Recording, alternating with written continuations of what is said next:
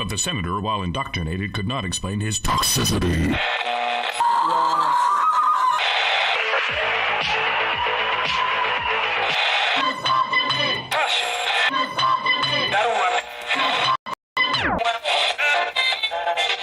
You should not listen to men's rights advocates if you want to know what they have to say.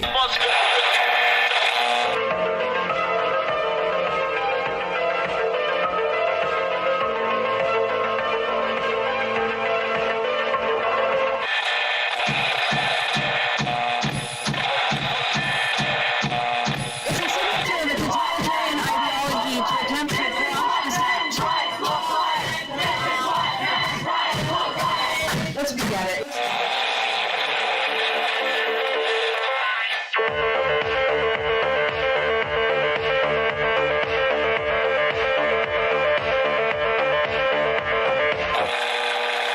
Number ZZ9 plural Z alpha.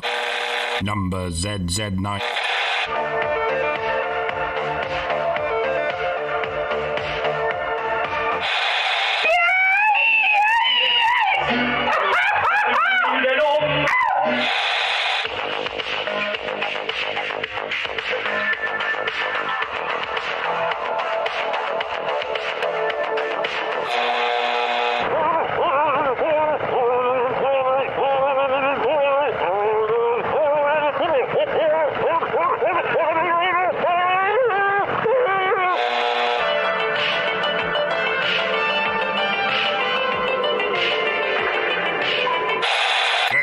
I said I've never seen such hideousness in all my life.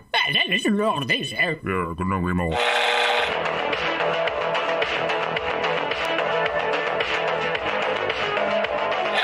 Like a furry torpedo to the jugular.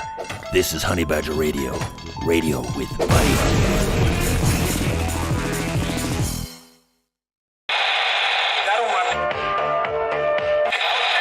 But the senator, while indoctrinated, could not explain his toxicity.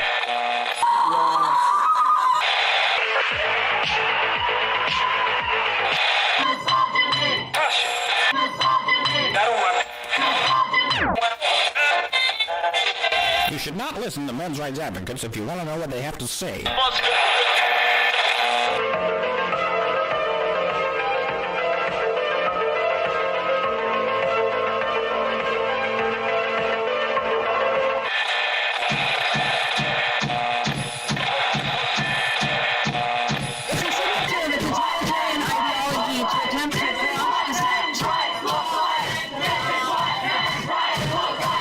Let's begin it.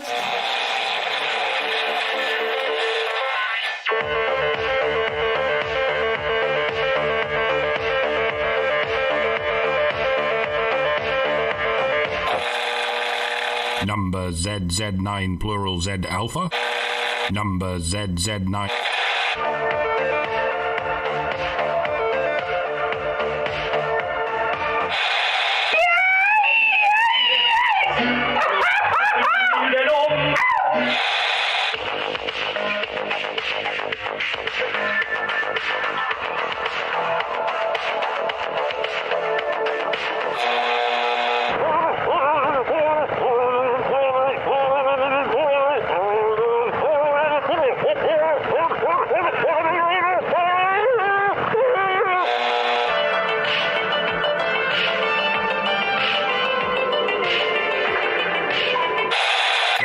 I said I've never seen such hideousness in all my life. Listen to all this, Yeah, couldn't agree more.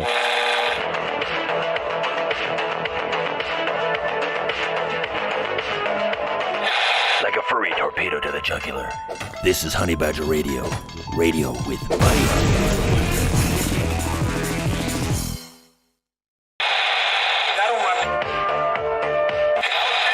But the senator, while indoctrinated, could not explain his toxicity.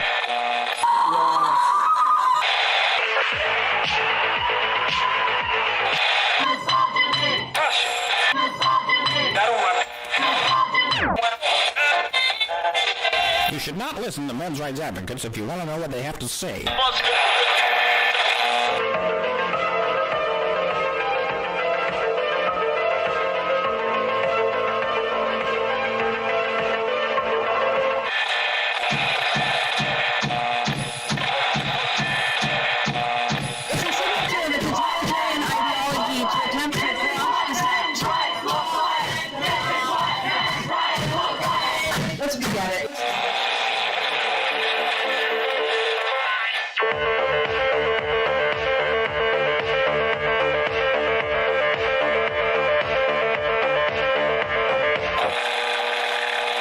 Number ZZ9 plural Z alpha. Number ZZ9.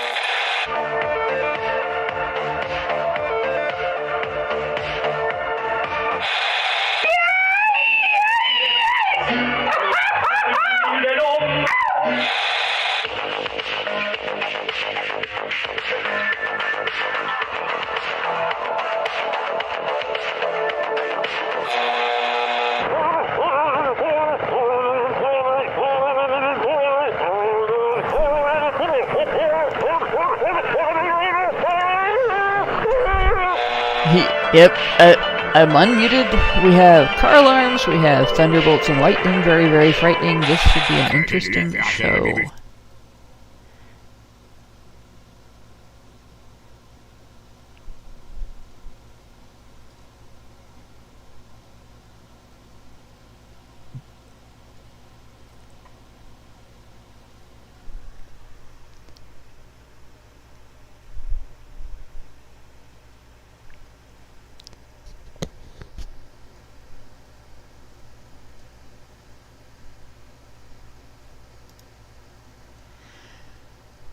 Alright, hello and welcome to HBR Talk 320. Who opposed women's suffrage?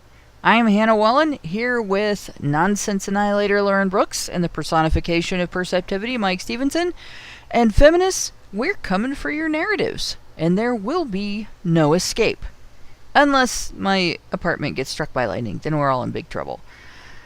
So I'm coming to you from in the middle of a thunderstorm and a flash flood warning and all that jazz, and they've been like sending my phone scary warnings for about 2 hours while the weather was not bad at all, and now the thunder isn't actually stopping. Like there's usually, you have lightning and then you have thunder and then you have lightning and then you have thunder. We just have constant thunder right now.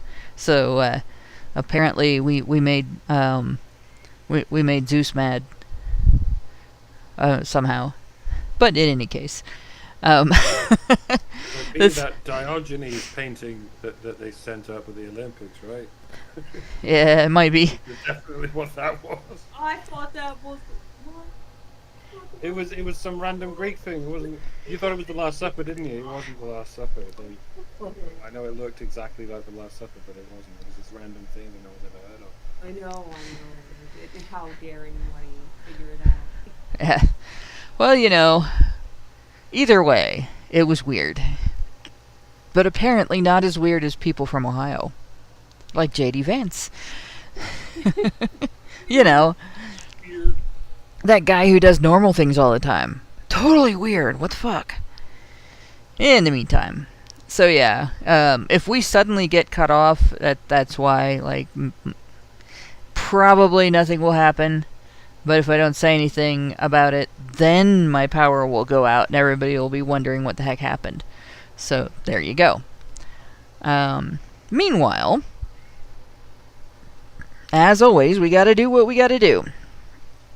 And as you know, Honey Badger Radio dishes out a smorgasbord of thought-provoking discussions, and as experiences, both recent and long past, have demonstrated, the provoked thoughts are fighting back. They've made it clear that for people like us, relying on third-party payment platforms like Patreon to fund our work is treading on thin ice, or building our house in the path of a rapidly growing wildfire. Who knows, maybe that'll change. Like, the guy has now switched. I guess he was a big Democrat donor, the guy that started it.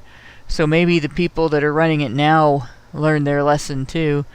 Because the guy that started Patreon just came out in support of Trump. He's pissed everybody off. Oh, nice. Yeah, I don't think he's still affiliated with Patreon though. So you never know. Maybe the people that are handling it now haven't learned their lesson yet. But in any case, yeah, we never know. And in light of never knowing, we strongly encourage our supporters to switch at least their support for us to feedthebadger.com, the most stable way to help us out. And if you want to tip us directly instead of relying on any social media platforms tip jar, the link for that is feedthebadger.com/justtip. And as always, the same risk applies to our social media platforms, which is why you should further provoke the thought police by tracking our thought-provoking discussions on honeybadgerbrigade.com, where you can find your way to all of our content, as well as a link to feedthebadger.com in the drop-down menu at the top of the page. So, in the middle of lovely thunderstorm, let's talk about some chick fights. So last week, Should I break out the Vaseline and take my earrings out? Yes, all of the above. All of the above. Oh, jeez. Oh, and be sure to make sure your hair's slicked back, because you gotta watch out for the ones that use it as a handle.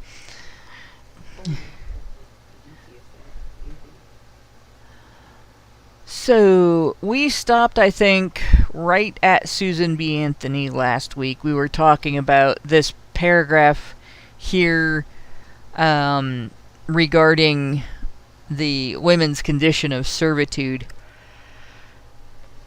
I am not yawning, and I am not tired. You didn't hear that. But, This is not my beautiful house. yeah. How did I get here? I'm about to wonder that myself. So Susan B. Anthony opposed letting women in Washington state vote on the suffrage question in 1871. Now, let's reread that sentence. Because the suffrage question was, should women have the suffrage? Should the right of suffrage be extended to women? She didn't want women to vote on whether or not women should have the right to vote. Now, bitch, shut up. Yeah. No. We can't let women decide. Because, in her words... Well, because the reason was because if women were to decide, they would decide against her. Yep, they were petitioning against her. She said women's condition of servitude made them unable to see the issue clearly.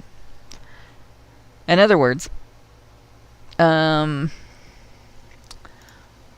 if women got to decide whether or not women could vote, women would say no because they were too stupid to do something other than what men told them to do. That's the feminist line. That's what feminists have been saying about non-feminist women for 100 years. They have never gotten any new material. It is the early 20th century version of you're just a bunch of pick-me's.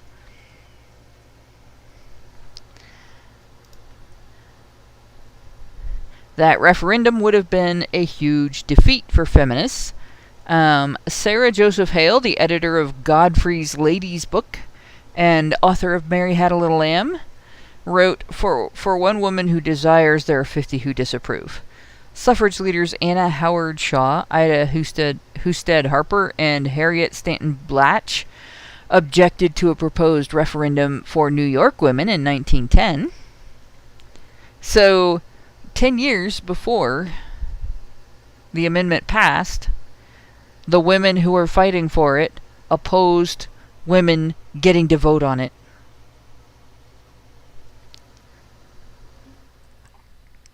Yeah, I've turned them up, guys, so when they talk, they'll be louder. I'm gonna turn me down a little bit too, see if that...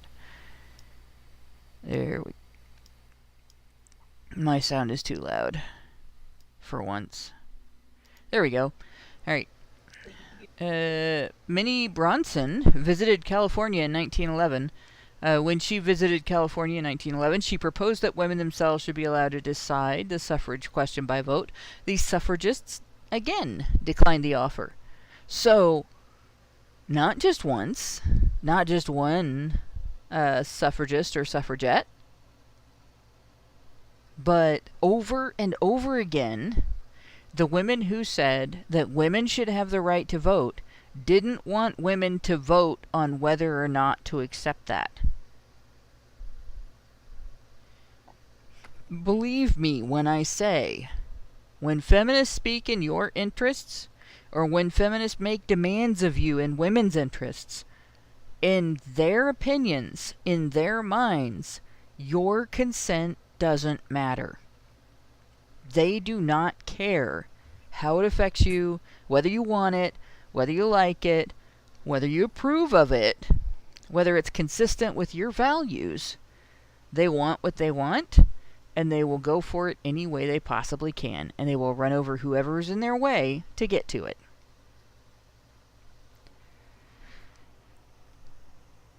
Albert... Hello? Oh, yes, I hear you. Okay. Yeah, so we're having... Well, I'm having issues because I was trying to talk to you. Oh, I'm sorry. No. And because it's this microphone that's picking up my voice and distorting it because I'm right next to it. Well, so the problem, everybody... Discord is being mean to us.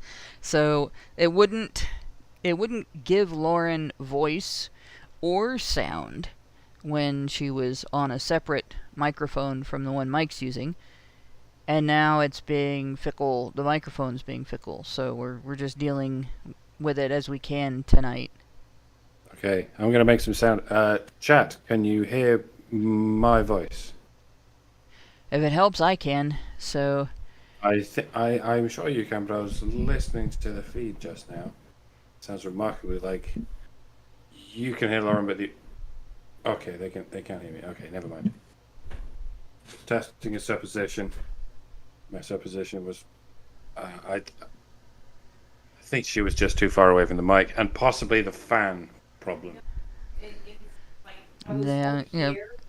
Well, I can't use the mic in here. I can only use that mic. Right. Okay.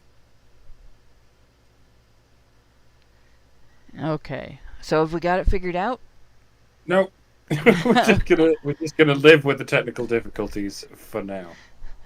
So we're all gonna sit here and yell, "Fuck it, we'll do it live! We'll do it live!"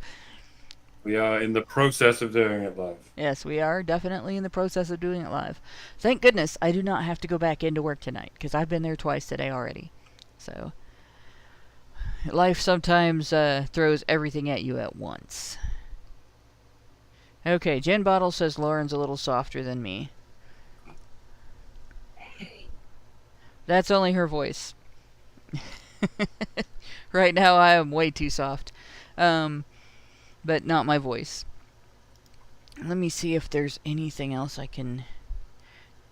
there we go. Are you guys both on your microphone, Mike? I'm on mine. Lauren's in the other room. I imagine desperately trying to get her tech to work. Yeah. I can... I can hear her. Microphone that works is that. I can hear through my earbuds and the iPad, but... Yeah. That's strange. We've gotten so accustomed to... I prefer the desk and she prefers the bed, and those are in different rooms. So we've been accustomed to being able to do that, and now Discord just went, no.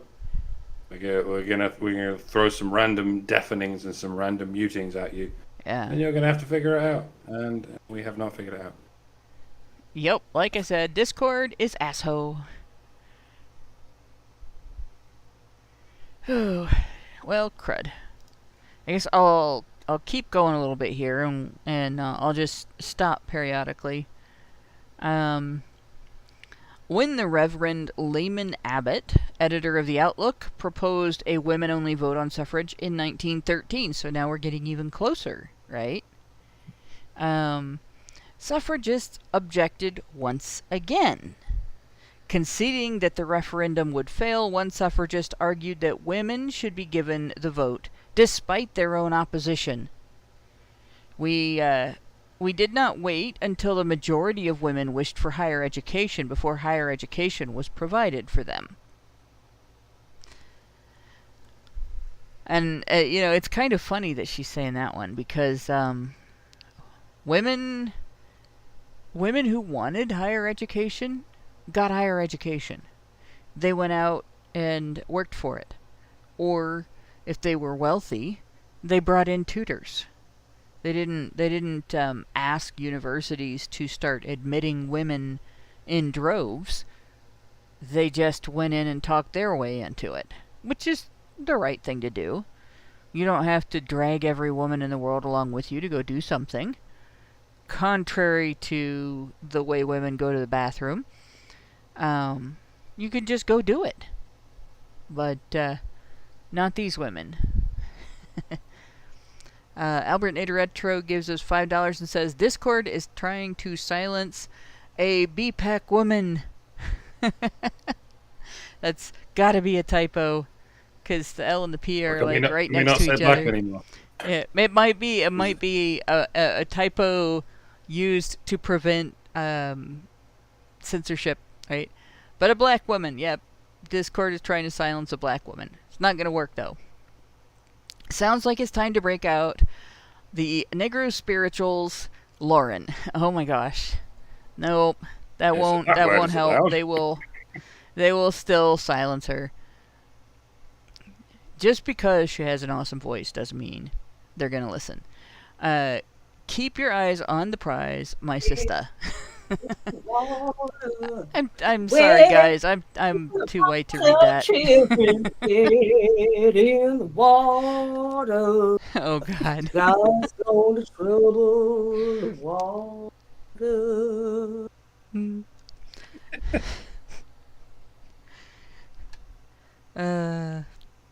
Going to be one of those shows. Yes. I'm gonna be the uncool one in the group and sound like a nerd the whole time. Meredith G gave us $5 and said, HBR Talk 320, honey for the Badgers. Thanks for the thought-provoking conversation. My understanding is Trump has interesting support from big tech who are not happy with Biden. Well, they shouldn't be happy with Biden. There isn't a reason for anybody in the world to be happy with Biden right now. Except maybe whoever is contracted to be his undertaker, because they're probably expecting to see him sooner rather than later. He doesn't seem to be doing very well. He's already dead. I have my suspicions. Like, we haven't really seen... Everything that they've showed is him in sunglasses or old footage. There's nothing new of him without sunglasses. I'm like, why are they covering his eyes? Why are they covering half his face? That's a little sus, in my opinion. But Biden, Jen Bottle, we're talking about Biden. Did he die 2 weeks ago, or did he die 8 years ago? Well, or is he dying now? Because with COVID, with some people, it takes a while.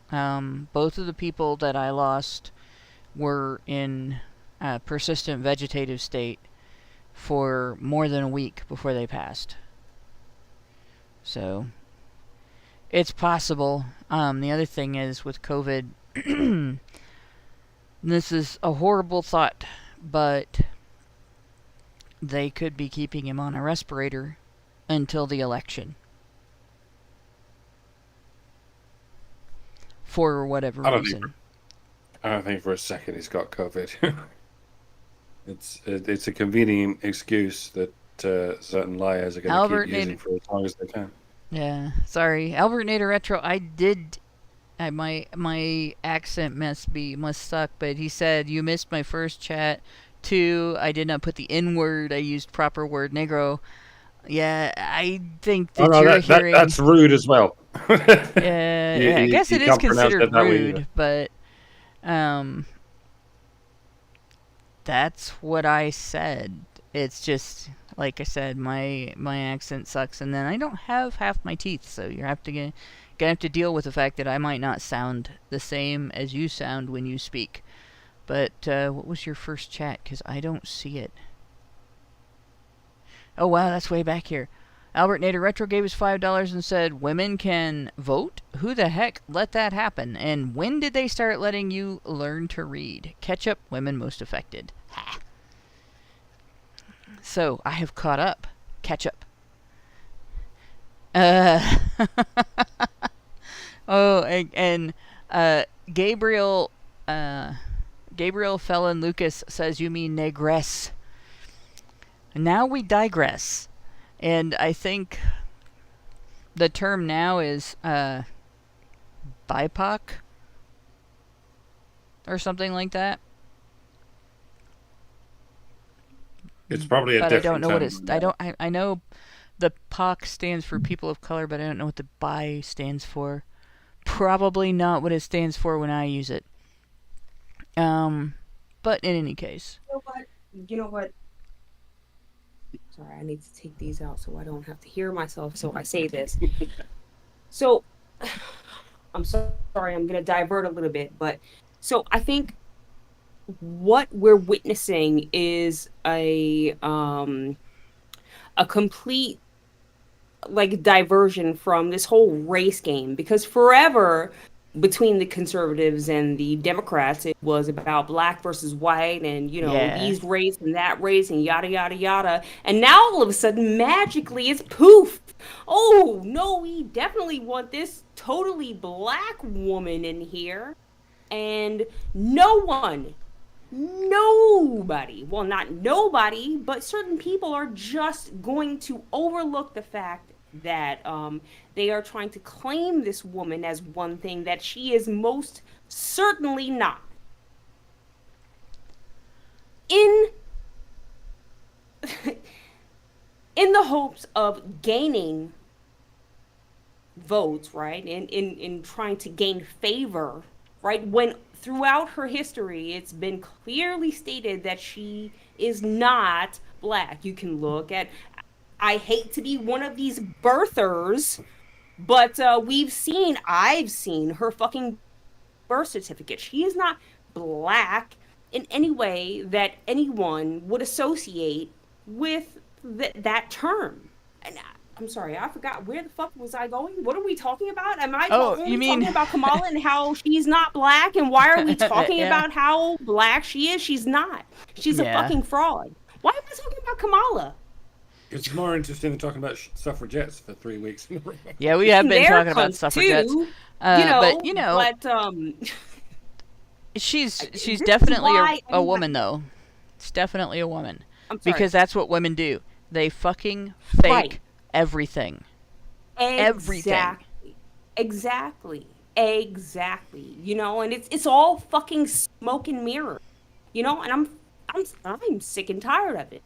You can't fucking shit in my hand and tell me, oh, it's just hope in the other.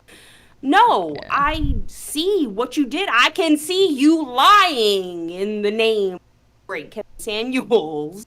We can see you fucking lying, bitch. And why is no one just calling it out? Why is everyone just so reticent to sit back and let these women just do whatever the fuck they want?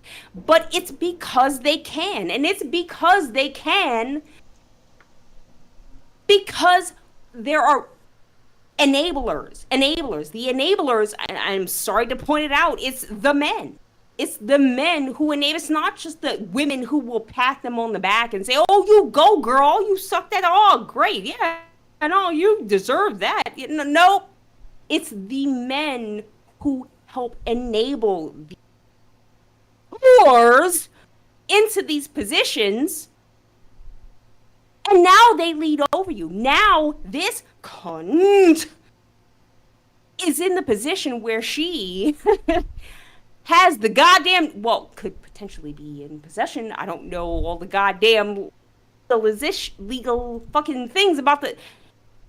she could potentially hold the goddamn nuclear codes over you, and everyone's just sitting back talking about, oh, why is Trump so mean to the black women who invited him to this panel to talk about the fucking issues? Oh, what are black jobs? Oh, what is a black journalist? What the fuck do you mean is a black job? What the fuck is a black journalist? A black job is any job that a fucking black person holds.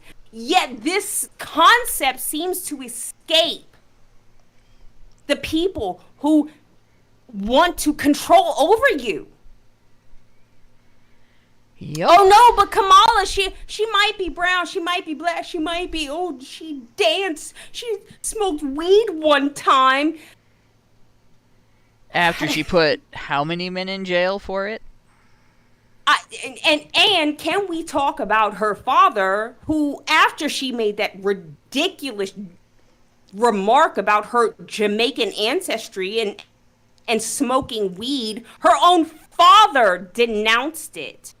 Her own father, who, by the way, may have been born in Jamaica, but is not black. He is Indian and half Irish. What part of black is that? But somehow this bitch is black. All right. Bring your black ass over here, bitch, because we got some shit to talk about. There you go. And this is one of those things that was my Kamala rant. Yeah, I mean, she deserved it. But this is one of those things that's eternally frustrating to me, right? And it's not that men can always help this situation, because if they tolerate it, they get yelled at, and if they don't tolerate it, they get falsely accused and taken to court and fired from their jobs and all that kind of stuff. Especially like white men are in a situation where they can't even say boo. You cannot say anything, even if it's 100% true. It had to be. Who allowed that? It had, yeah, I know, but it had to be a judge who knew her from her history, who is black, to call her out on that. Because if it had been a white man, just like what you said, you had to say it. Because if I said it, YouTube would be turning us into Swiss cheese right now, exactly. Right? And that's a big problem in the country, is that when something is true, and when there is a major impact on all of the people in the country, because somebody's running for office that's going to make decisions about everybody's lives, and you cannot, because the establishment will actually come out and punish you for it, you cannot say anything directly, or you cannot say anything bluntly, which blunt is usually the best way for me to say things, right? But because of that, you end up in a situation where you do clam up and you do tolerate it, and people have kept their heads down. Yeah, people have kept their heads down for my whole life, for our whole lives, because we're all about the same age. Right. It's all about peace and love until the fucking gloves come out. Yeah. And I'm sorry, but the fucking respectability politics needs to fucking go away. I don't care if Trump got his dick sucked by 20 fucking European whore. I don't care. I do not care. I am not electing someone to run this country based on who he sleeps with, up until the point that it is not consequential, or with someone that's underage or anything like that. That is out of the fucking nope. Outside of that, I don't care. But this is what this is what people focus on. They focus on who the president is sticking his dick in, and I don't care.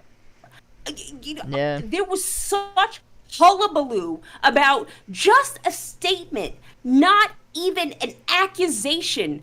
And I really believe that's why this E. Jean Carroll thing really came to light and got a foothold.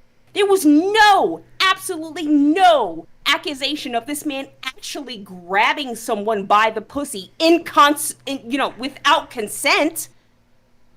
Okay, but because he said it, oh my God, it's a fucking, he hates women. He must think that women are women.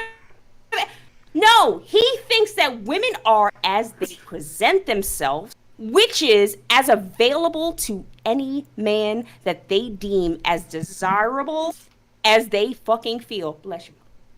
And that's it. That's period, point blank. Women are selling themselves to the highest fucking bidder, okay? And then they're turning around and telling men that you are the problem because you desire them. You desire their attention, their body, their whatever the fuck they're willing to sell you, even if it's just their vote. And these people think that they can make decisions on running the fucking country. Bitch, you can't even run your fucking household. I'm sorry. I'm sorry. No, I'm not sorry. No, I was gonna say, you're not I'm sorry. Do not be sorry. Like I said, sometimes you have to go off. And sometimes, you have to be the one to go off.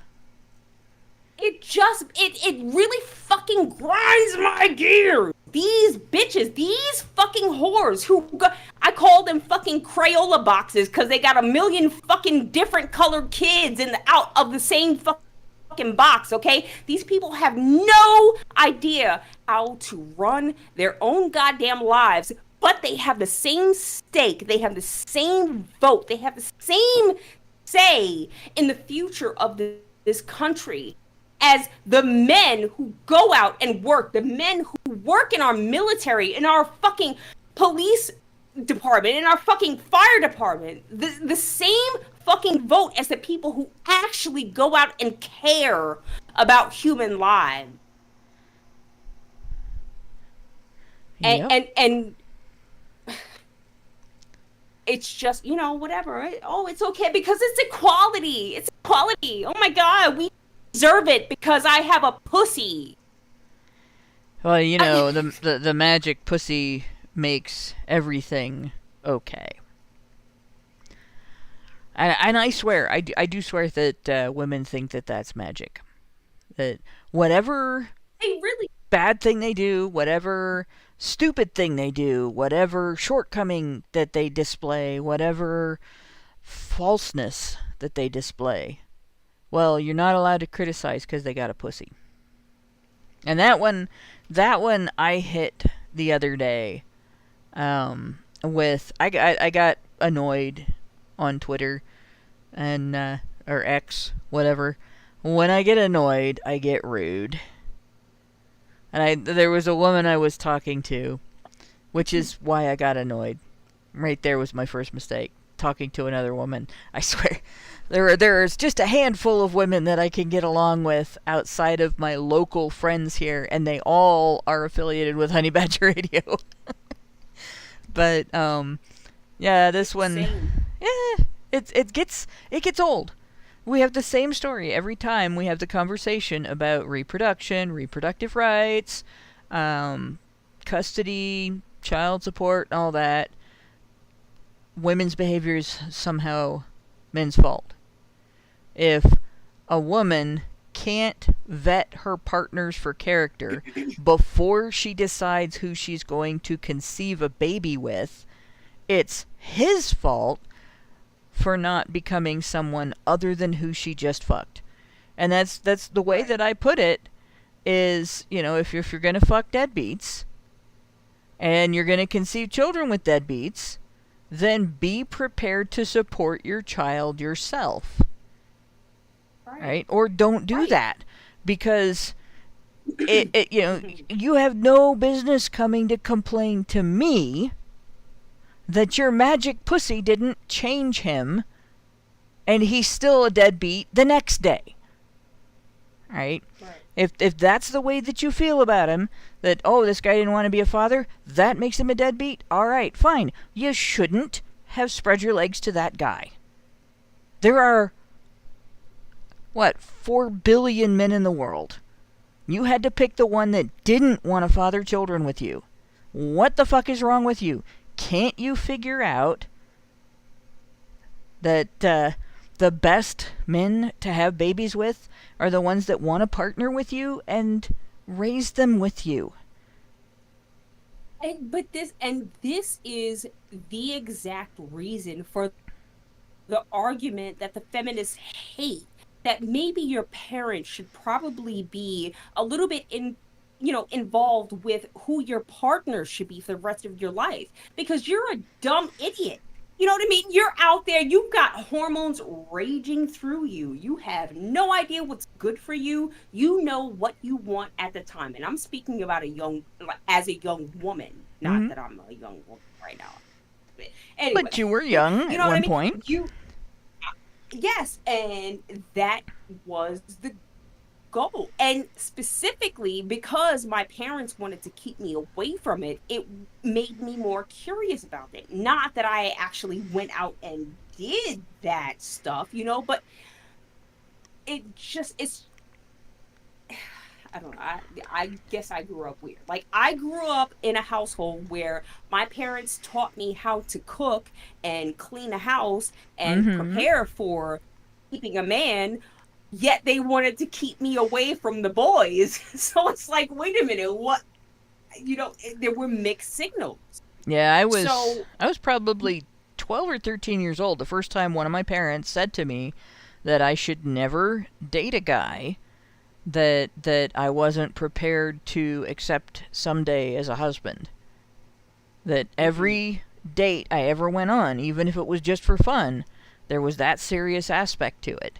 Because you never know who you're going to click with and how much you're going to bond with somebody, and whether or not you're going to feel like you fell in love. And then you get the hots for each other if you feel like you fell in love, and the next thing you know, everything is tempting. Right? So, and that was a message that I got over and over and over again. And no, don't date a man that you cannot love for the rest of your life. And any time that I was in a relationship and I figured out that things were not as perfect as they seemed, and it was unlikely that the guy that I was dating and I would be able to love each other for the rest of our lives, that was time to break it off. Even if we really liked each other, even if we got along great, it was still, if that isn't there, then there's no point in dating. Because it's not supposed to just be about sex. But that's what's going on today, right? That's what women are doing. And they're incredibly fake about it.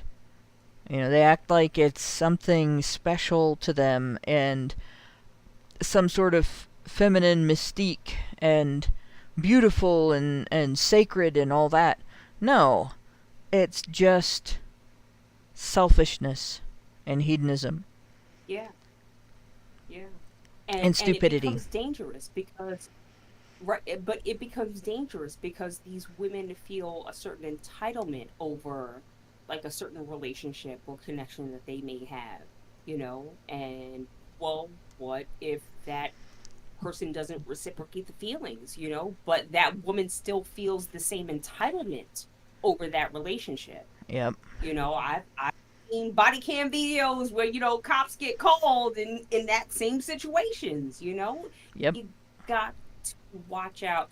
And this is, like, my advice would be to watch out for these type of women. Well, what the fuck type of women are these? How do you know? How do you know when you look at a woman? Is she not going to fuck me over? There's really no way to tell. I mean, besides actually spending time with that person.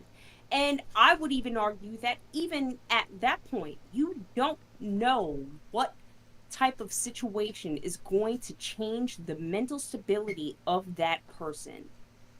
Because fucked up shit happens to all of us. I made this point before a long time ago, and I didn't really elaborate on it. I kind of just said it, and didn't really elaborate. But this is what I mean.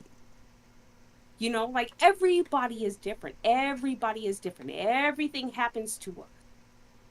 Everything happens and changes you. Yeah. It just does. There's no escape around it. Even when you're a child. If you're 3 years old and the cops get called on your parents, and you're screaming and crying in the background, you may not remember physically the everything that happened in the future, but there's something neurologically that changes in your brain. Yeah. Okay, things stay with you. They do. And, knowing that the human brain doesn't really stop why can I talk? fully developing, at least until 25? We're talking about now? Yeah. So you graduate college with a bachelor's degree and still not have a fully developed brain. Right. And no, at that age, which would typically be maybe 21, 22-ish, right? You have a whole segment of the community who have already had children, maybe on their second or third child. Mm-hmm. The decay happens when you have people who are putting more people into the system than they can actually sustain.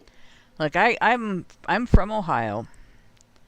I had classmates who became grandparents at the ripe old age of 36. Some of them at 32. And then I moved to Dayton, and I met people who were grandparents even younger than that. Jeez. Gals that had babies when they were in junior high, and when their babies were in junior high, they had babies. Right? And then, 18-year-old women are stupid. Almost without exception. And most of them never progress past that point. This is the bad thing, right? I would even say 18. Yeah. 18-year-old women are stupid. 18-year-old women are naive, right? 30-year-old women are no longer naive. Egotistical. But they remain stupid Just more often than not.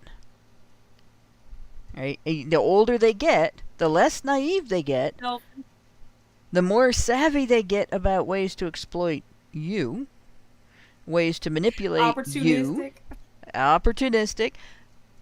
Dare I say gold digging, right? But they don't get smarter. Most of them don't get any smarter. No. They don't get any wiser. If they're in a situation like mine, where they screwed up once, and it had profound impacts on the lives of their entire family, they blame everybody but themselves. Right? I didn't fail, the birth control failed. I didn't fail, he didn't use enough extra, as if having nothing more available is a failure. Right? I didn't fail, society didn't give me enough money. I didn't fail, my parents didn't teach me the right things. No, it was totally, I had the most opportunity to ensure that our kid would have a better start than he had. And I'm the one that failed. And the difference between being able to know that and then act on it. All right, what can I do now to as much as possible mitigate the damage this is going to do to him, to my husband, to my extended family, to our daughters, and their extended family. Like, what can I do? I may not be able to fix it, but what can I do to improve the situation from where I have put it now? And a woman who doesn't beat herself up over that shit doesn't try to fix anything. Instead, she turns to other people to fix it for her. Right? And those women vote every election. Yeah, right. They vote for the establishment that offers them welfare dollars, like straight up paychecks for making babies. Yep, the crayon box. Right? The crayon box. She votes, yep. They vote for politicians. Yep, they vote for politicians who promise to give them medical care for free. No, Hannah. Well, those are the ones that actually maybe kind of pay attention. Yeah. I think a lot of them don't even know what the fuck. They do not understand the policies that they are voting for. They're just pushing buttons based on emotion. Yep, they vote for the people that tell them that the other guy is a rapist. Right. Right. But what do you do when both parties are saying it? Because right now, that's probably the main reason why Joe Biden is no longer around. Right. Democrats and Republicans have pointed the fingers at each other for 4 years. Your candidate is a rapist. Well, your candidate is a rapist. Well, your candidate was credibly accused. Our candidate wasn't. No, your candidate was credibly accused. Our candidate wasn't. Nobody has been credibly accused. Biden is just a shit candidate because he's got bad policy. This is why our system is fucking cooked. Okay, it's just we are beyond. I don't understand how nobody else is actually pointing this out. We have been talking about these people not based on their actual beliefs and their policies. It's just on the fucking cult of personality. Yep. Well, who and likes how them and how they who treat women. Or how how women should perceive them, or how women should feel about them. Exactly. You know, and it's just wrong. This is how you perpetuate the fucking cycle. You know, do you want more of the same? Okay, well, yeah, I guess them titties are big. I guess Meg the Stallion, you know, she really did fucking twerk her ass good enough on that stage. Must have been good. Did you see? I don't know how dead the crowd was. Well, the video, but there was like a little old white lady. Oh my, she was just the most innocent thing, but she's just standing there like in the front row of the stage, right? Where while this whore is up on stage shaking her ass, and she just doesn't really know what to do with herself. Yeah. And she just feels so out of place. And not her kind of music, I'm sure. Well, no, exactly. But this is what they are trying to do. They are trying to force themselves, not even their policy, not even their fucking policy. They're not even running on fucking policy. They're running on, these are my friends. These are my friends. Look at my friend. That's my friend. Yeah. They're so cool. And I'm so cool because I was an African. It's kind of embarrassing, actually. It really is. It is. As anyway. I think I understand the pushback from women against her because look at this. This is disgusting. There's no policies. And, you know, people are really going against, like, they're really against people talking about her ethnicity, right? I understand that is such a fucking low-level thing to go after. Her fucking race, it's inconsequential when it comes to her policies, right? Well, it's not, though, and I can explain why it's not, all right? If you had a candidate that ran on being white, I'm the white candidate, vote for me, wouldn't that make you nervous? Because it would make me nervous. Somebody, I'm the white, and they wouldn't tell you much of anything else about yourself. I'm the white candidate, vote for the white candidate. You know, especially if they added power after that or some other such thing, like celebrating it and making it not just the only thing about their identity, but the only thing that's important for you to care about when you vote. So why should it be any different with any other race?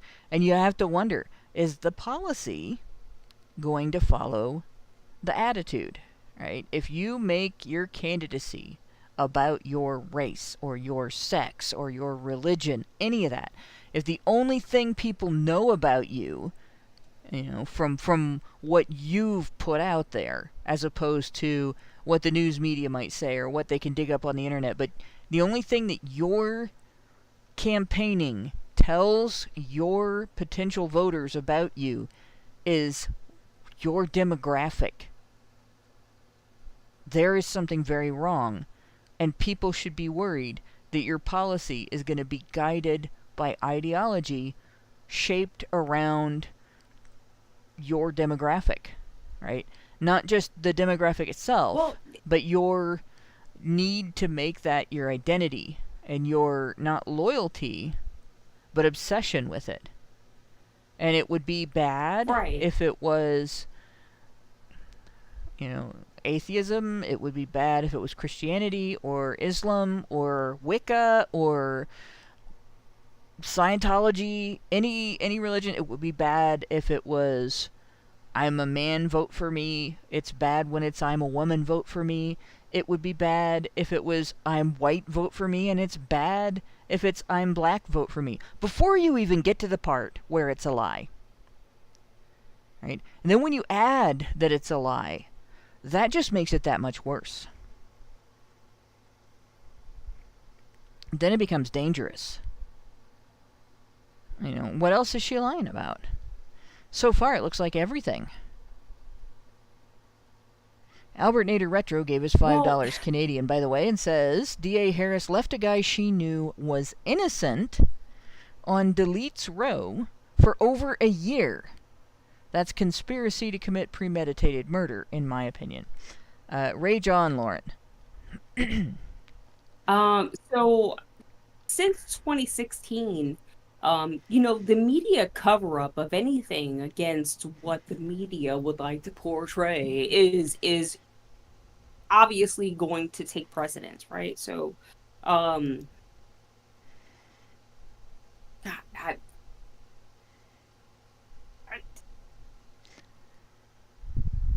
it's frustrating.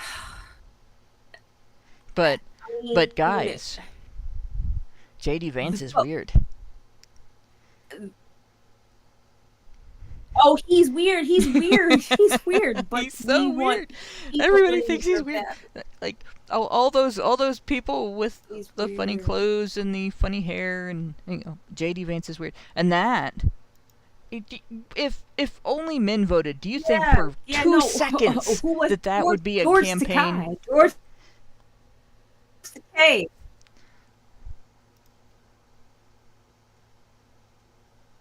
Oop, I'm losing you guys. Please, not my internet.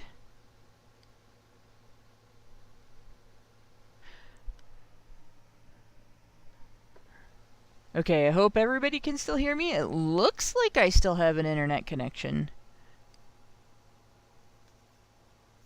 I can't hear anything from anybody else, so I hope... Yeah, it cut out for a little bit.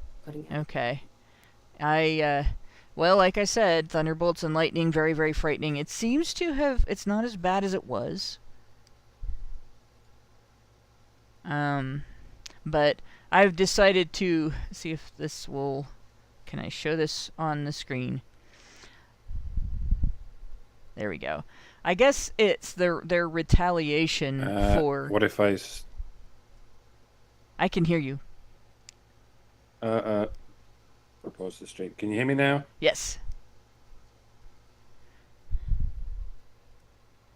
So you cannot hear me now? Yes, I can hear you. Now. Can you hear me? Hear me now. Shit.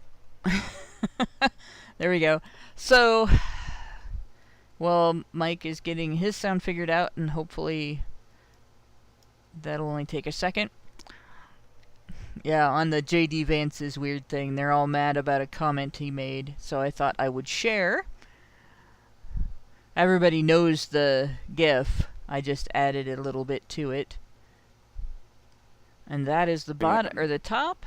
So we will see the bottom here. Is that unlocked? Oh good, I can actually put it up.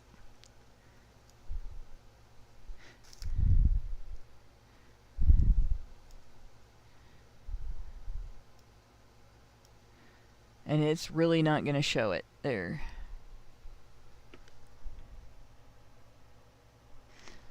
Democrat women turning to their family and friends for support after being insulted by J.D. Vance.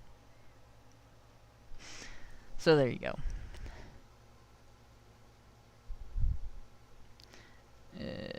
But back to the... Hopefully you guys can hear me now. I'm gonna take a quick look at Discord and see. This is just one of those shows, guys.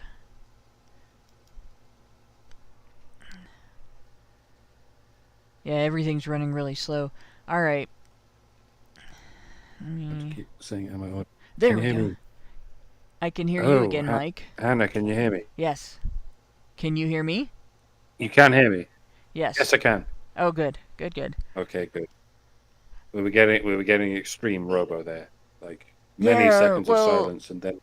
I think my internet blipped. It might have just been the Wi-Fi, or it could have been the whole connection. I don't know. Sometimes that happens here during thunderstorms. So, doing a thing. We were doing a thing. What? Yeah. What the fuck? I missed another one. Okay. Albert Nader Retro gave us $5 Canadian and said, "Wait, black people can run for office? When did that happen?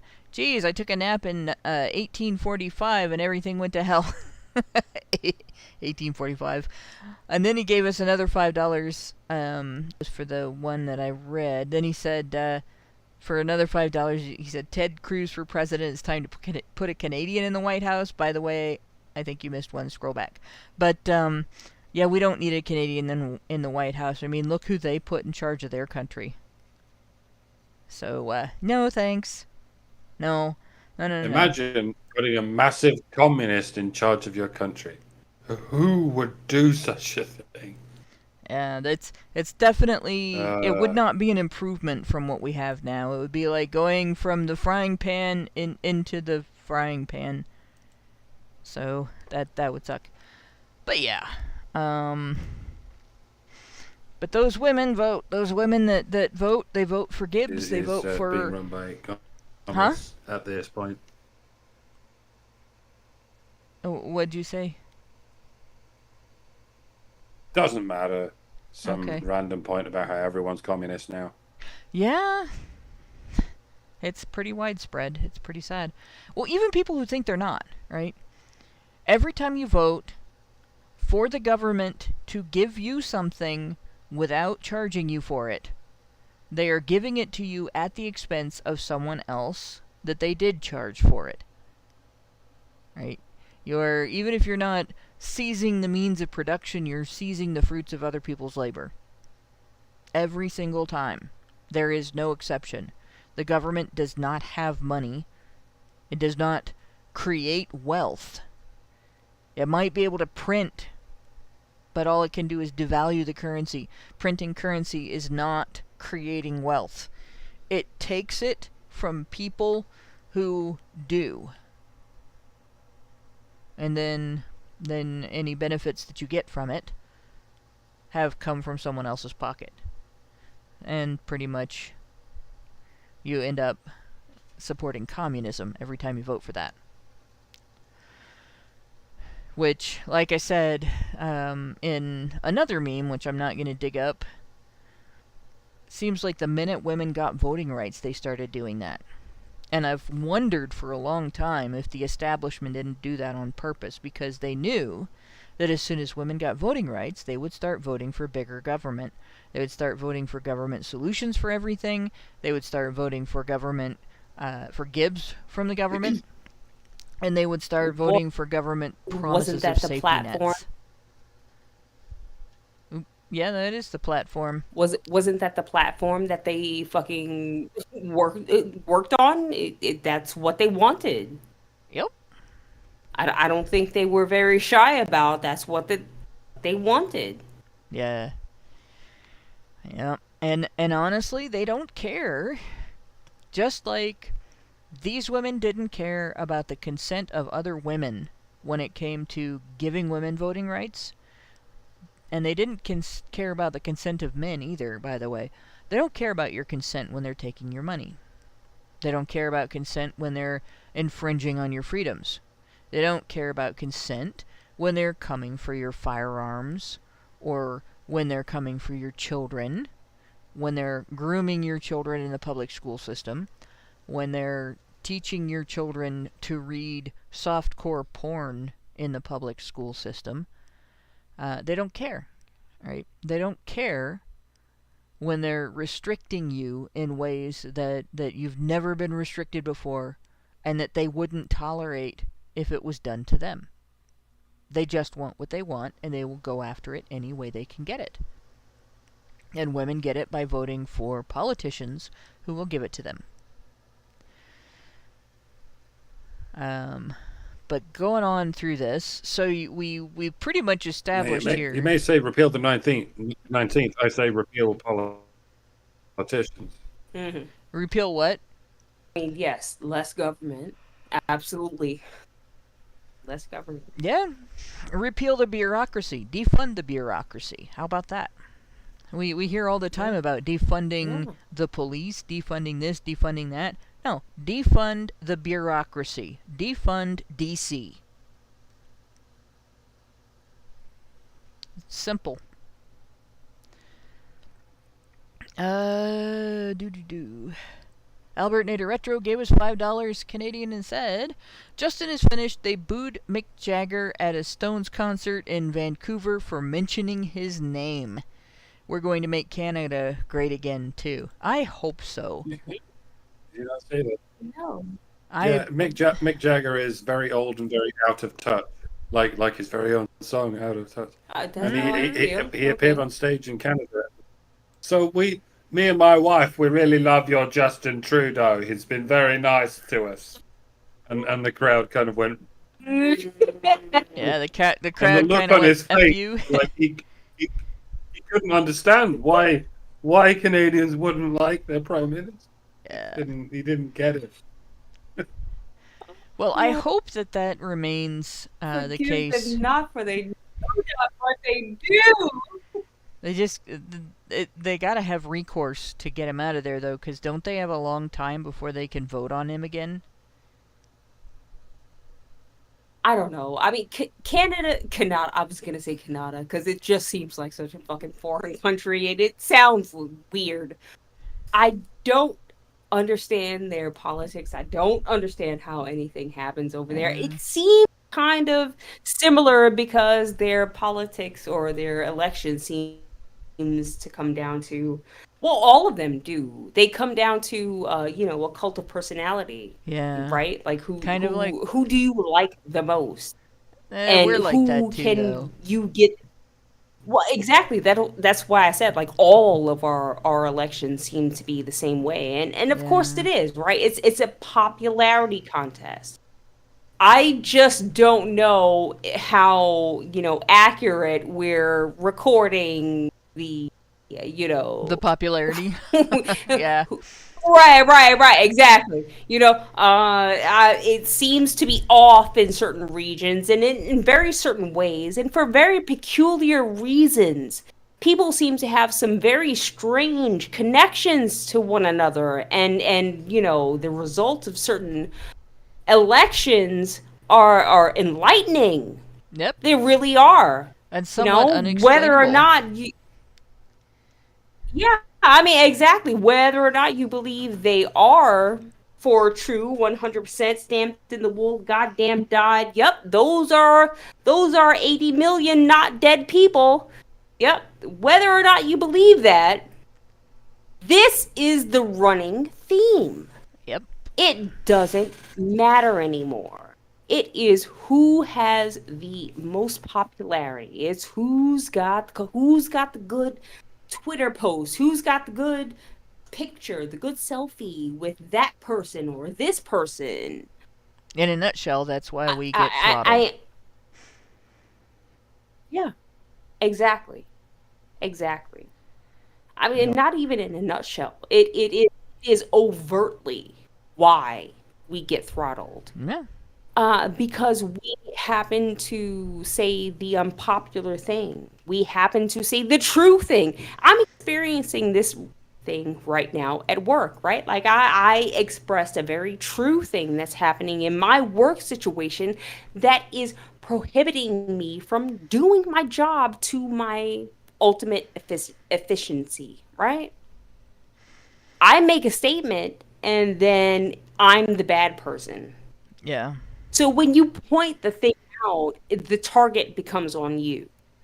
So, but you have to be able to endure those daggers. Sorry, right? Like if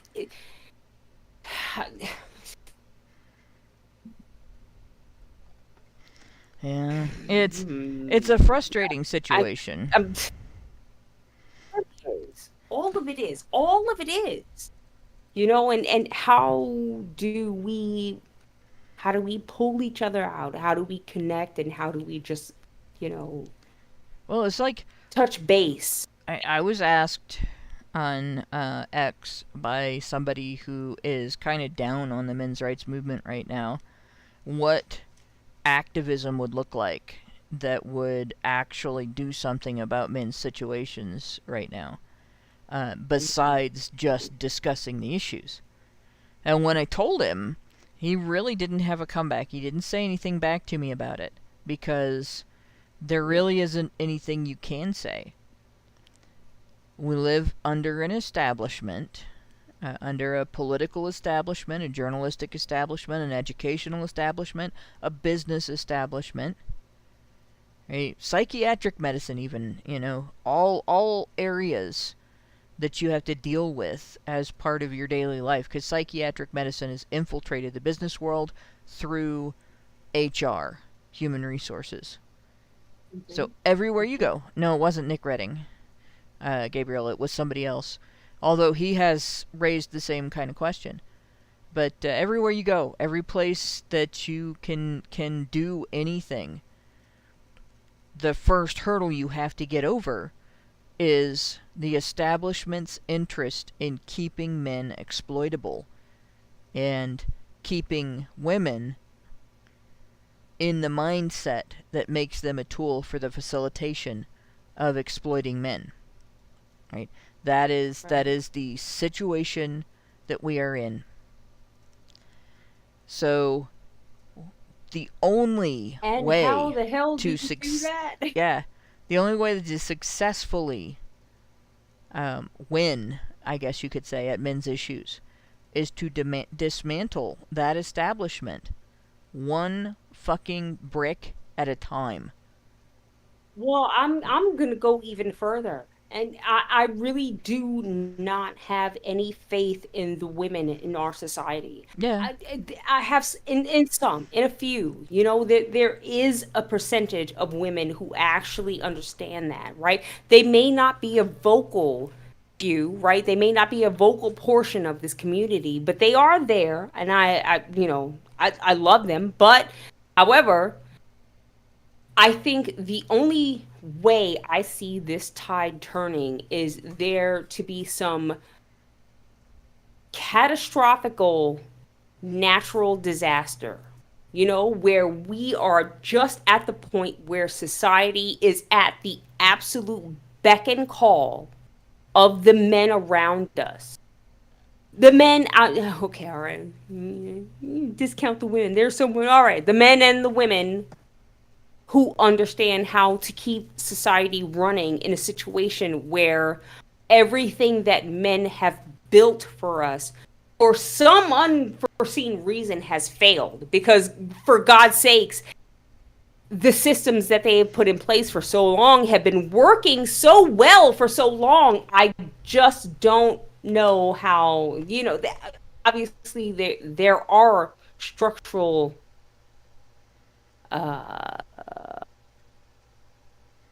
how do I say this? There are structural things that could look, could be tightened up and fortined up, but Yeah.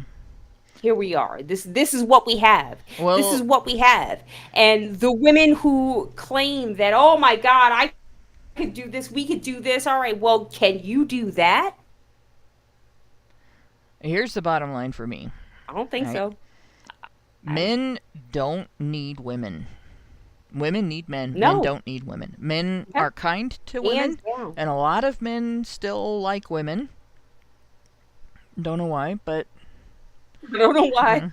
still, after everything that's happened in the last few years, after all the changes that have taken place, after everything that's come out that feminists have fought for, and women have said nothing against it, that it's a miracle that there are still men who like women.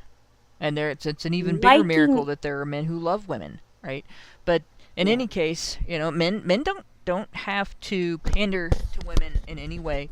They could just run us over, and women would not be able to do anything about it at all. And men would be no less in trouble. Men would be no less. They would have no loss from that, right? That's just a fact. We are irrelevant unless men treat us like we're relevant. That's a fact. Right? That's the first thing. The second thing is, right, you can't change the establishment from the top down.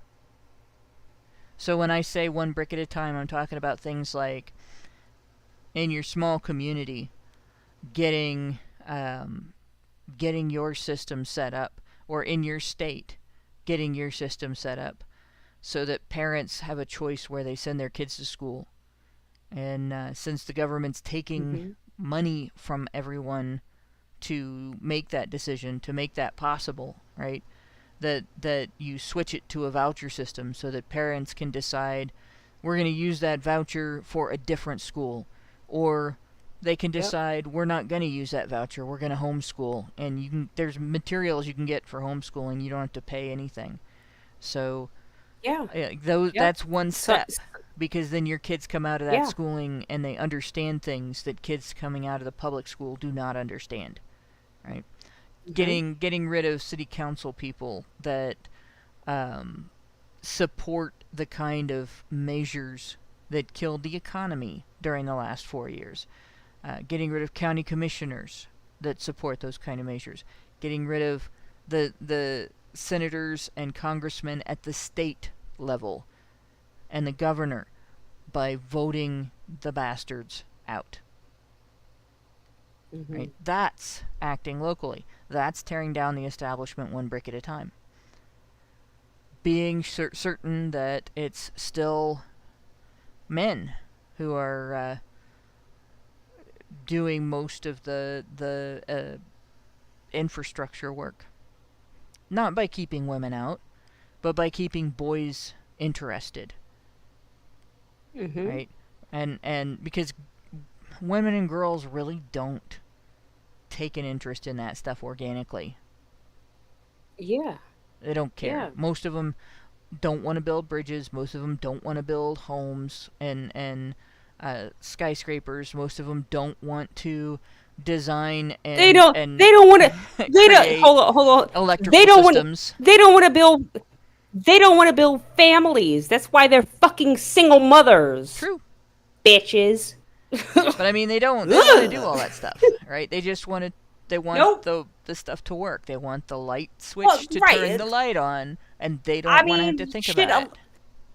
A lot of parents don't want to be parents. They just wanted to have, I'll say women. A lot of women didn't want to be parents, which requires raising your child. They didn't want to be parents. They just wanted to have kids because I guess in some aspect it's what's expected of you. I don't know why you're required to do what's expected of you by someone who, and I'm but it's not a requirement. No. Uh, But in any case, like, my point is, that's one way. That's one set of bricks. And the other set of bricks is the legal end of it. If the Constitution says that you cannot discriminate, and a law is discriminatory, men have to start filing lawsuits over that. If and they won't. If women behave the way that feminists claim makes men dangerous when men do it, makes all men dangerous when a tiny fraction of the male population does it, men need to hold women to the law. So I just advised a guy, again, on social media who was talking about a woman who had basically doxed his family and put them in danger. And I pointed out, there is federal law in the United States that governs over that. If somebody has put you in reasonable fear for your life or fear for your safety, that falls under the jurisdiction, I guess, of the stalking section of the Violence Against Women Act, which does not say that it only applies to women. And elsewhere in the law, it says discrimination on the basis of sex in the enforcement of this law is illegal. So you get your documentation. It is harder to get the cops to care if you're a man being stalked as opposed to a woman being stalked. But if you go in there with your documentation, this is what the person did. This is how it's affected me psychologically. This is how it's affected my life. This is how it's affected my family. And here are the receipts. Then they have to take action, or you have recourse to sue the police department for discriminating against you. And men are going to have to stand up for themselves, and they're going to have to step on women's toes a lot. And it's fair that happens. Yeah, no, absolutely. Absolutely. I'm dying to see more of that happen. But guys, what you have to understand is that you have to be measured when you go into situations like this, right? Because I have seen situations where men are absolutely 1000% in the right? But it's because she said this, or, situations were a little, kind of off color, and, they take you in. But the bottom line is, guys, you have to protect yourself. Stay away from these women. I don't understand. Well, I know what it is. Like, especially in situations where you have kids, right? Like, women can manipulate you to violate orders, right? Because they want you to have contact, or for whatever reason, and then as soon as you do that, there you are going to jail. Yeah. You got careful, because this is the world that we live in. Women have absolute control over your freedom in every respect, especially when you give them your sperm and create a child, and or a child is created from that. I don't like to place the blame on the men, because women know exactly when you're taking a fucking uncovered dick. Well, that's what's the happening. thing. It's not a matter of blame, and it's similar to, you tell your daughters not to make themselves vulnerable when there are people around that they don't know for 100% fact they can trust, right? So you don't get passed out drunk at a frat party, because you don't know everybody there. And you don't know, for instance, if you tip yourself over the scales of alcohol poisoning to where it's life-threatening, you don't know if anybody's going to notice. They might all be too drunk to notice. They might not know you well enough to notice, or they might not care, right? You don't know if somebody's going to draw shit all over you. You don't know if somebody's going to rape you. And you tell the same thing to your sons, because that can happen to either sex. And it doesn't necessarily have to be a frat party. In fact, it's more likely to happen at other places than among fraternity students. But the bottom line is, it doesn't matter that it's the person's fault that does something bad when they do something bad. You still teach your kids how to protect themselves from people who are going to do that. Because just like I said with the chick on X, you know, I have a simple solution for you. Either don't fuck deadbeats or be ready to support your children on your own. Don't complain to me when the deadbeat you fucked is not magically cured of his deadbeatism by your enchanted pussy. Right? Yes. That's it. That's all you have to know as a woman. It doesn't matter if it's wrong for a guy to walk away from his kids. It doesn't matter if it's okay. It doesn't matter either way. It doesn't matter. It doesn't matter if you can sick law enforcement on him. It doesn't matter if everybody around you is going to say, you poor thing, that guy did you wrong. You are still going to suffer. And your kids are still going to suffer. And then you're going to suffer more because you're going to watch them suffer and you're not going to be able to do jack shit about it. Because poverty is heavy. And digging yourself out from underneath it is hard. And it's better not to get yourself in that situation in the first place. It's always better to not get yourself in that situation in the first place. Even if it's because somebody else did something wrong, that it gets worse. You still got yourself in that situation in the first place. And I say that to both sexes. You know, just because women are dipshits for getting themselves into that situation doesn't mean men should make themselves vulnerable to gold diggers and lazy bitches. No. Right? Just because she's too dumb to figure that out doesn't mean you get to be too dumb to figure that out too. Yeah, and I'm gonna push back on that because guys, I really want to place the onus on guys. You know, I'm sorry. Just as much as I would not let a single female in 2024 get away with a oops, oh my god, I didn't know that I couldn't get pregnant, baby. I wouldn't let a guy get away with saying, oh my god, I didn't know that I could get pregnant. And now, I know it's the ball is always in her court. It's never, well, not never. It's very rarely in his court. Oh my god. Right. It's very rarely in his court. It's almost always in his court, in her court. So I think maybe the onus lies a little bit more on men with deciding who they engage with. And yes, it's a hard, like, how do you know? You don't know unless you sit down and talk with a woman, unless you know her, unless you've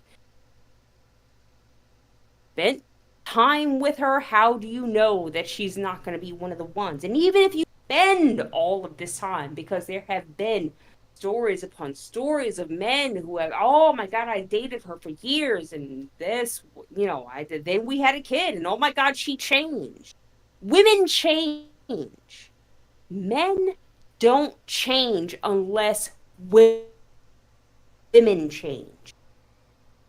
Can I do? There's a way that pregnancy in particular changes women. That's we get, I don't know, we get tunnel vision. Like, Right. I'm a No, totally different person after becoming a mom than I was before I became a mom. There are some ways in which I should have been more like after before. And if I had been, I would have been a better mom.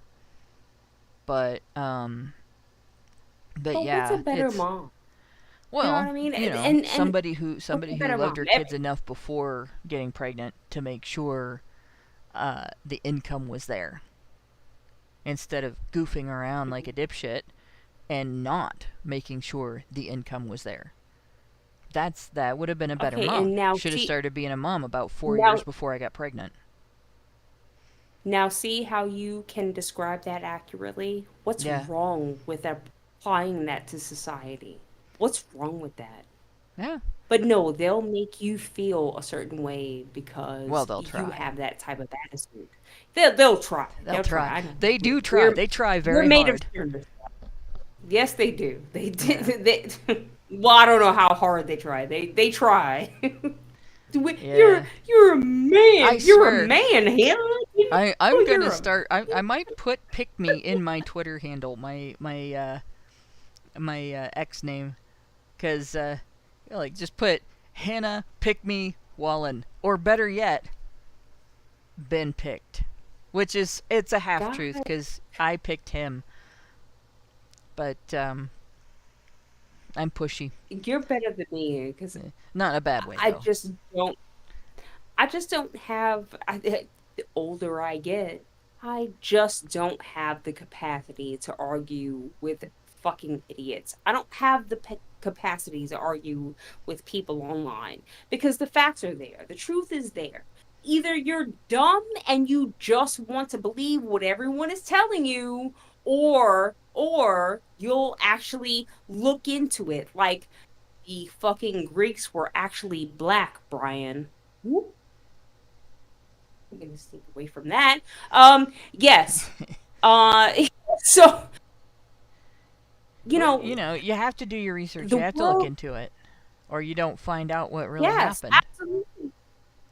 Exactly. And we are so accustomed to being spoon-fed the things that feel good to us, whether or not it's on one side of the aisle or the other. We are being told that JD Vance somehow is a good guy. I don't know that. Yeah. I want to investigate.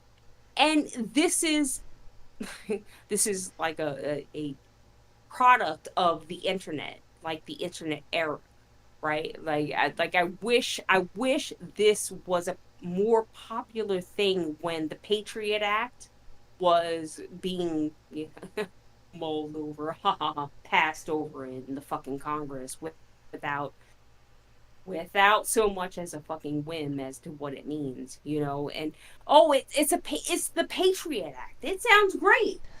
Patriot.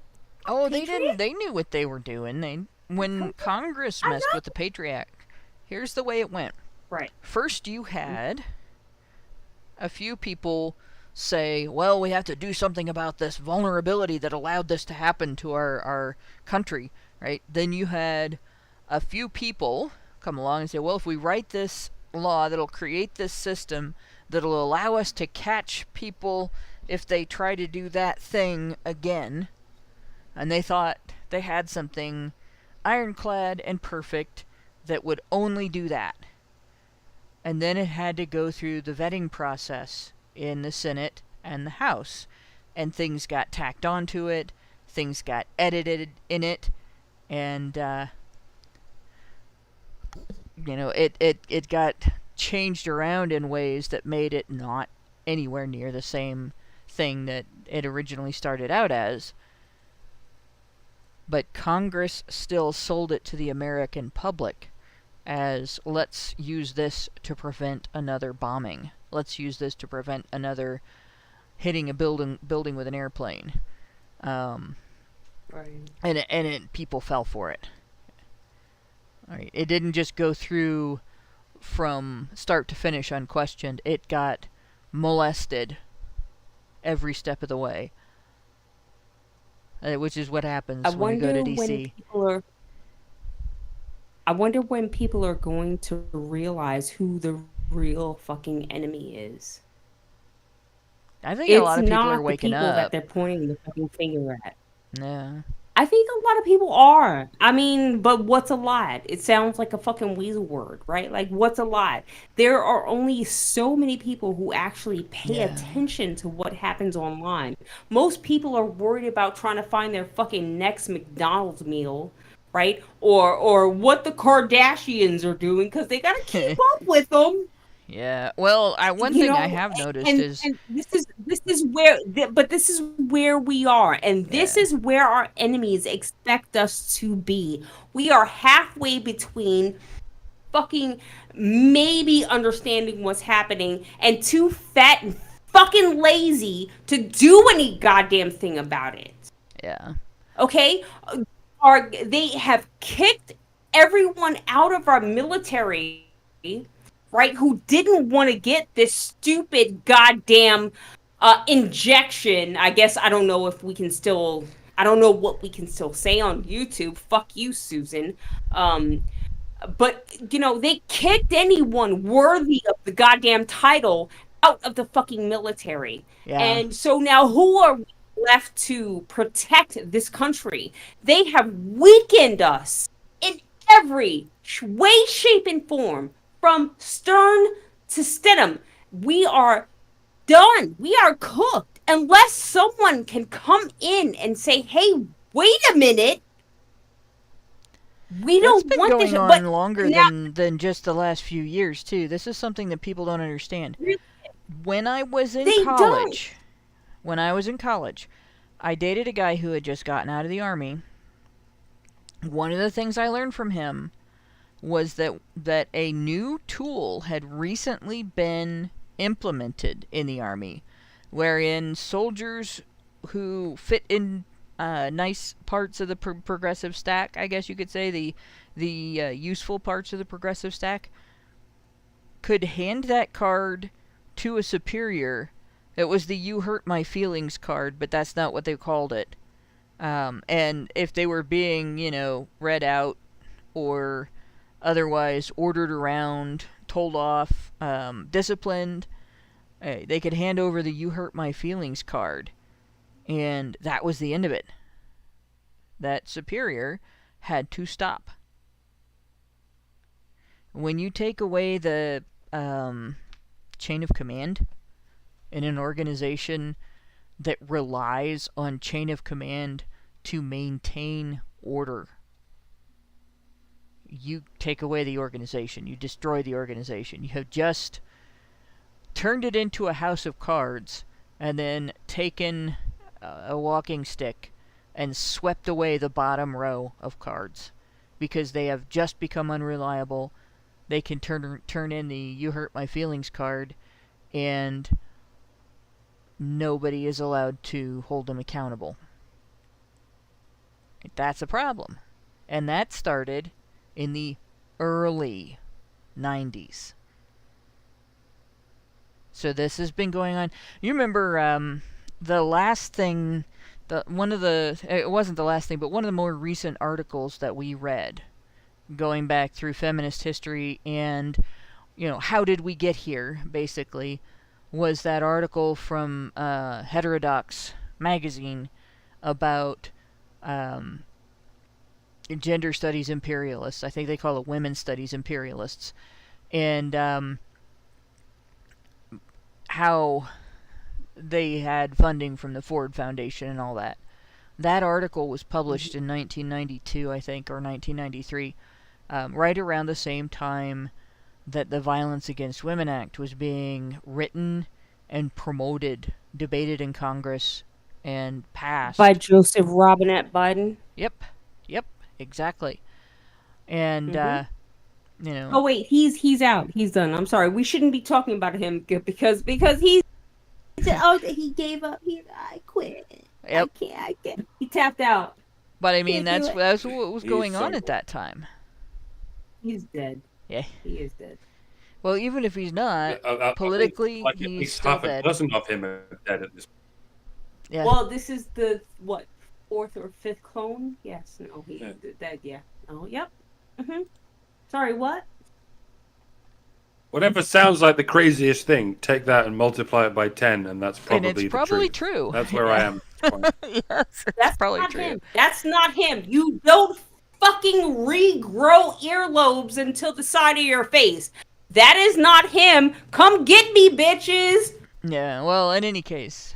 That's not fucking him, and it hasn't been him. Yeah. And I swear to God, Jill Biden is just a fucking marionette because she knows that that's not. I don't know who she married when she was. Oh, wait a minute. Wasn't she fucking him when she was just a teenager? Because she was his goddamn babysitter and he married her. She was his fucking babysitter. Does anybody hear me? Yeah. She was watching his fucking kids and he was fucking his kids' babysitter. I'm sorry. Oh, I'm sorry. I'm sorry. I'm dead. Well, like I said, there's nothing to be sorry about. You know, sometimes you have to go off, and sometimes it has to be you that goes off. Like, sometimes there are things you can say that nobody else can say. So. Well, who, me? Why? Why? Because I'm a thing. It's because you're black. Just, you don't want to say. Because I'm a nigga. Say it. You know what? I got Doctor saying he's I know. And it's not. But God damn it, I don't care if that's what it is. If it's because I'm black and I can say shit, holy shit, I will flex my fucking. I'm more black than goddamn Kamala Harris, bitch. I can say whatever the fuck I want to say. Fuck that hoe. Yep. Well, I mean, I think if everything's correct in my genetic makeup, I might be more black than Kamala Harris, and I'm white enough that I actually have to use SPF Irish sunscreen, as my friends like to call it, otherwise known as 100, if I don't want to get a sunburn going out at noon. So there you go.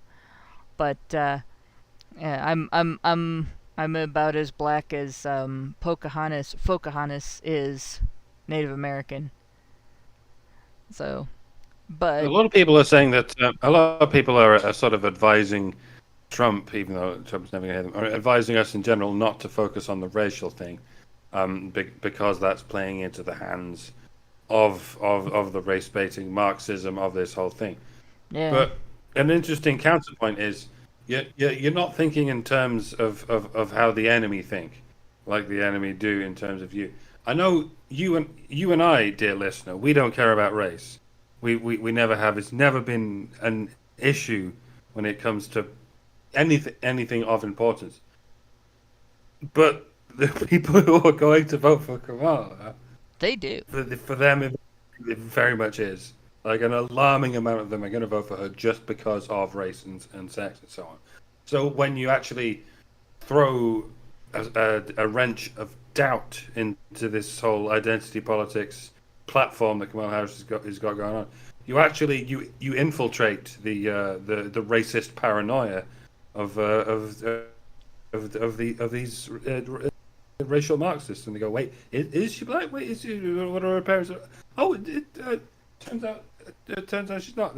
Now what do we do? And obviously you're not going to snap them out of it just like that. Nothing's going to snap them out of it just like that.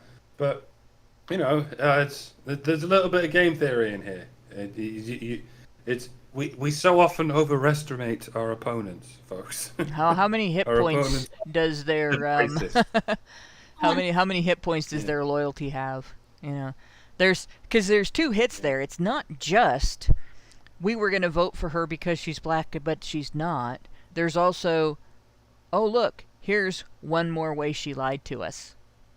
So that's two hits, not just one. It's good to catch politicians in their lies when you can, you know, especially when it's a lie of something that they consider that important. Like, personally, for me, that doesn't matter at all to me about a candidate. I don't really care.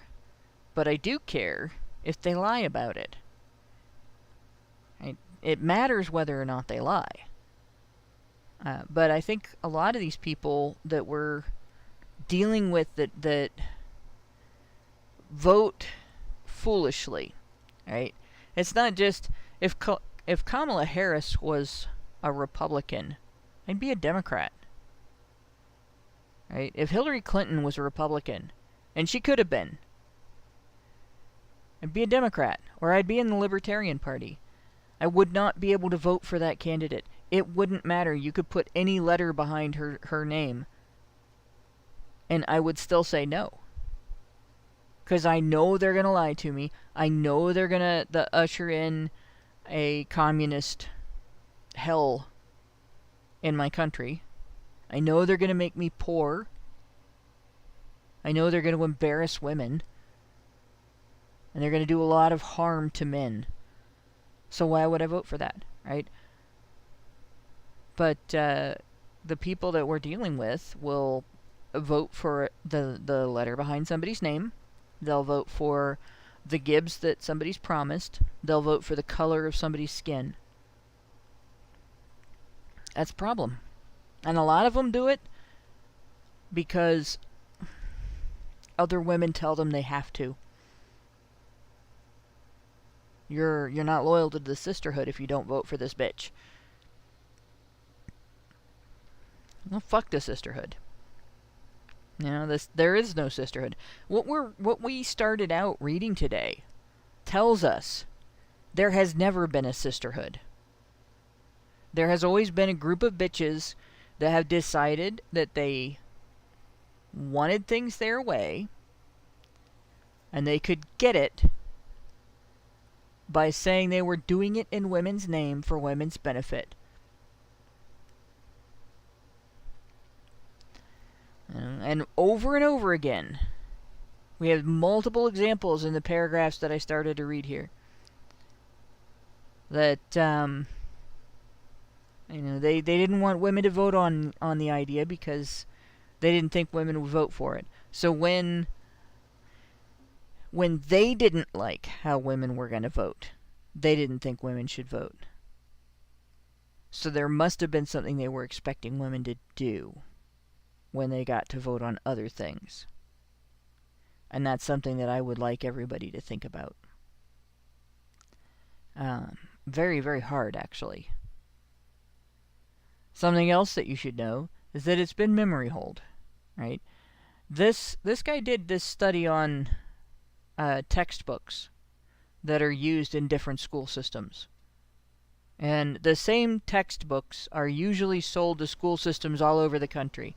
So what happens is if Dayton Public School System, for instance, likes a particular company, and they will buy their social studies textbook or their reading literature textbook, they'll get all of the textbooks for all the classes from that company.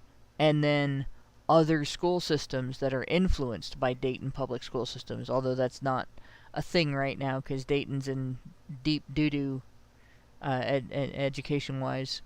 But they will also use those books. They will get those books. So you end up with large swatches of your state or several states across using the same textbooks. But maybe when you go across the country to another state somewhere miles and miles away, you get a different textbook. So he looked at 15 different textbooks. And none of them mention this history. They just portray it as a fight that women had to have because men just forever had voting rights and kept them away from women out of, patriarchal meanness. When you manipulate people like that, with lies like that, there's a reason. You get something out of it. You get control of something. You get them to do something for you.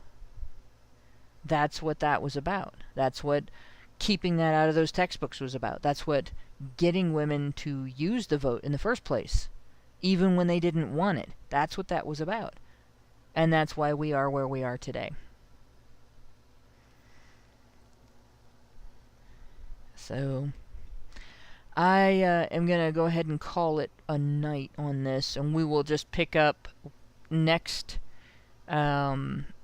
week with why progressive women opposed suffrage, which, everybody sort of always thinks it's conservative women against feminism, but this wasn't conservative women. This was a mixed bag of broads. But anyway, so Richard Beer gave us $5 and said about the people who were implementing policies that are not respectful of the rights and boundaries of others for the sake of their pet political agendas. Just how many are doing such things out of a sense of revenge for what is claimed to have happened to them in the past? And this is how to remedy those things by encroaching the rights of those who they see as those who have oppressed them or benefited from the oppression of marginalized groups. Of course, the logical end to such thinking is the perpetual feuding between demographic groups, like it hasn't stopped. Like in Rwanda. That's one aspect of it. There are people who get into office and their policy is revenge policy. But a lot of politicians are just exploiting that. They don't believe it. It's not real for them. They just know that other people believe it, and it's real for other people, and they can use it to get what they want from them. So, it's probably not so much that as it is that if you implement policy that is not respectful of people's rights and boundaries, and you are able to successfully keep it in place, that gives you more control over the people whose rights and boundaries you just trampled. Because they can't do anything about it. They don't have rights and they don't have boundaries. We have a Rumble rant from AnovaFan21 said, maybe Discord will be nicer to Lauren if she uses her DEI card on them. But you guys don't understand. Do I have one? No, you don't have one because DEI stands for didn't earn it. I use my white privilege card. Yeah. Do any of us have any of these things? Is white privilege? Or is this all a bunch of bullshit? Your white privilege is that you get to eat the curry that I make from, the colonies that your fucking people colonized. Oh no. You say you're not Indian like Kamala Harris, but you do damn good Indian food. I damn sure do good do Indian food. I can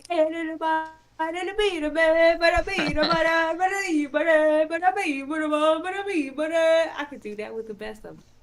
There you go. Sometimes I ask myself if she's a Fed. She's I mean, not everyone who falls in love with the beautiful woman asks himself, is she a Fed? But it's been 10 years, and she's so. This is the only sign of crazy she's ever done. She occasionally breaks out into song. Dedicated Fed. That is some serious. This is the closest thing to crazy she's ever done. Just breaking out into song. Who knows what meme that I'm talking about, and you're shitting yourself if you don't think. The guy that was playing the. Shut up. You don't shit. know. You don't know. If I don't know the meme, then you're officially crazy. That's how it works. I'm going to show it to you. Yeah, you gotta show it to him. Anyway. But yeah. No, Lauren doesn't have a DEI card because DEI stands for didn't earn it.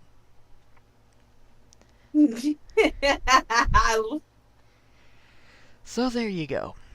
Albert Ada Retro gave us $2 Canadian and said, our next Fed election is expected in October 2025. So you got a year. That's a long time. I hope Canada is still there next year. Hopefully Justin Trudeau doesn't accidentally erase it. Xeranx gave us $5 and said, Pick Me Hannah sounds like a doll. Makes you sound like a doll. That might be better. Add a trademark at the end for greater effect. Pick Me Hannah. Now I need to find some AI art program to turn me into a porcelain doll. Except, like, out of all the things, like, I'm not scared of thunderstorms. I've gone outside on purpose when there were tornadoes on the ground. I've walked into places that I'm not supposed to go into because I might get killed for being there. I've walked on top of swing sets and tight ropes and all kinds of funky things. But I'm scared of porcelain dolls. And it's Barbarella's fault. So, no doll for me. Thank you. Albert Nader Retro gave us another $5 Canadian and said, This has certainly been an interesting conversation about Susan B. Anthony and the suffragettes. Sounds like a horrible rock group. Yeah, sometimes you just gotta go off topic.